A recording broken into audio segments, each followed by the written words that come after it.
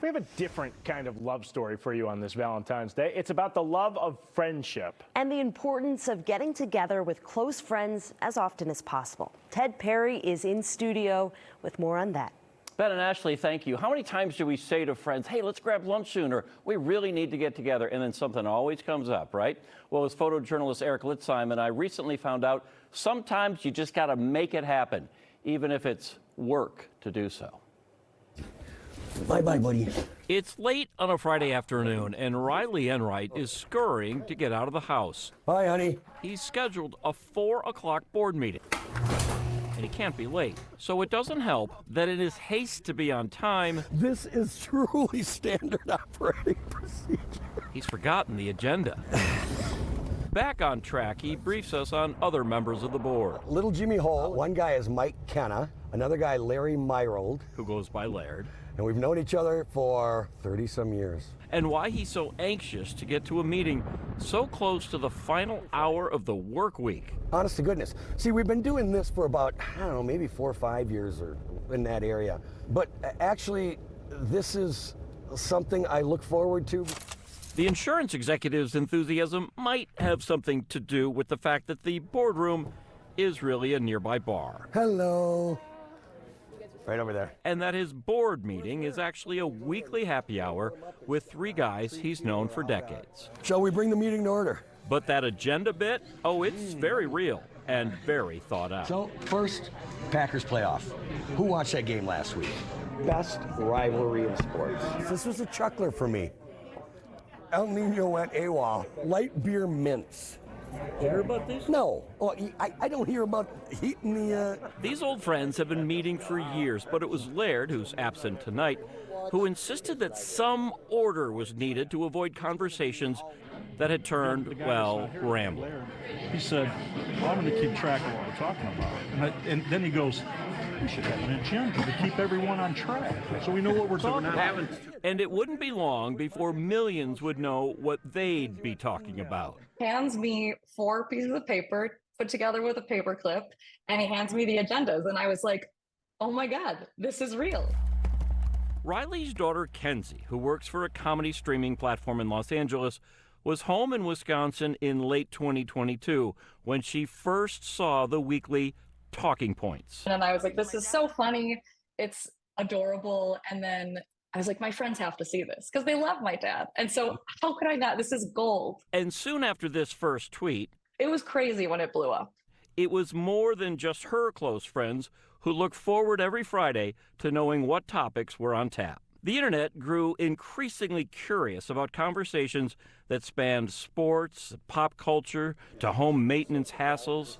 Her dad, though, was unimpressed. When I told my dad I was on Instagram, he goes, what's Instantgram? We don't know, like we said, like Pam said, none of us go on to that site.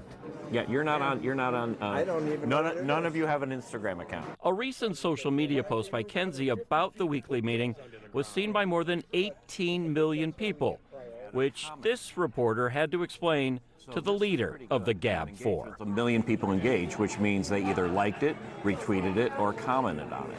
You know, in a way, that's almost a sad state of affairs. How come? Well, because seriously, this is what people are looking at. Not just looking at, but longing for. Speaking of garage doors, I left mine wide open last night. Attaboy. I'm happy to report I'm still alive and nothing was taken.